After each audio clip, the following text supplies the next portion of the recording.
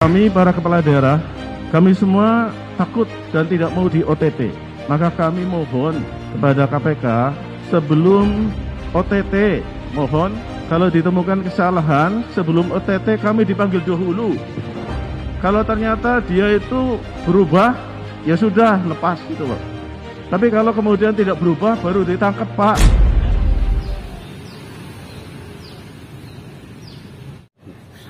Viral betul itu. Jadi saya cermati itu yang pertama itu mungkin tidak seluruhnya ya, tidak seluruhnya itu ditampilkan gitu kan. Saya bicara itu sekitar 5 menit ya, tapi kan di situ kan cuma 24 detik gitu loh. Kalau ditampilkan semuanya mungkin bisa mengerti, tapi oke lah, itu sudah terjadi. Jadi kejadian itu kan pada waktu ada rapat koordinasi tentang Kopsubka, jadi koordinasi supervisi dan pencegahannya KPK yang mengadakan itu. Jadi fokus pembicaraannya adalah pencegahan, bagaimana mencegah supaya kepala daerah itu tidak korupsi gitu loh, supaya tidak melakukan korupsi gitu. Sehingga kan saya sampaikan gitu bahwa dari ada 5 poin, ada 5 macam pertanyaan itu atau ungkapan yang saya ajukan itu. Salah satunya memang OTT. OTT itu di awal itu kan Pak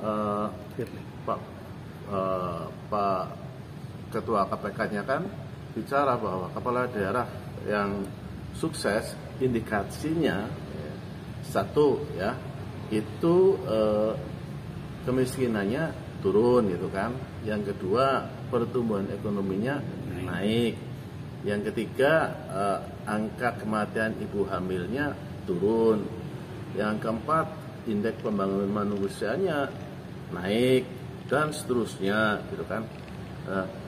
Setelah itu kan kemudian saya iseng-iseng googling sendiri ya, yang di OTT dulu kan ada datanya itu kabupaten mana saja. Saya ambil sampel ada 3 ya, di tahun 2017-2018 saya googling.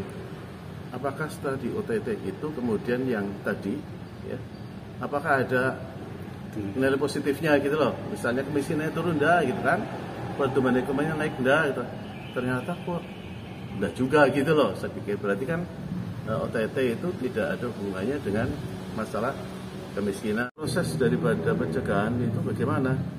Karena OTT kan tidak langsung laporan masyarakat kemudian di OTT kan ada prosesnya dari laporan masyarakat ya kan, kemudian masuk ke analisa memenuhi persyaratan atau tidak, kemudian baru sampai ke Dewan Pengawas saya rasa untuk melakukan penyadapan dan sebagainya.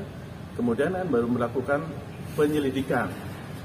Nah, setelah penyelidikan kemudian kan masuk ke penyidikan ya. Setelah penyidikan bisa jadi OTT atau sebelum penyidikan itu sudah OTT dahulu kalau memang bukti-bukti itu lengkap gitu kan. Nah, saya pikir ya usulan saya sebetulnya bukan berarti itu sudah mau OTT kemudian digagalkan, bukan gitu, agak lebih jauh gitu loh. Jauh sebelum penyelidikan itu kan sebetulnya orang yang dilaporkan ini kan bisa dilihat dari performan orang tersebut di dalam melaksanakan tugasnya sehari-hari. Apakah bupati ini adalah bupati yang punya prospek untuk memajukan daerahnya atau enggak? Bupati ini memang gaya hidupnya memang sangat royal atau tidak? Bupati ini arogansinya ada tidak? Kan bisa dilihat di situ. Itu yang kemudian saya katakan disitulah letak pencegahannya. Itu di situ. Jangan semuanya kemudian terus dilanjutkan kemudian langsung di OTT gitu kan? Karena dari riset kecil-kecilan yang saya lihat itu pengaruh kepada pertumbuhan ekonomi, terhadap IPM, terhadap kemiskinan itu tidak bisa secara langsung kelihatan gitu loh. Ya. Sehingga apakah tidak lebih baik kalau dilakukan pencegahan? Yang saya maksud pencegahan itu bukan mendekati OTT kemudian tidak jadi, bukan. Jadi proses ini kan panjang.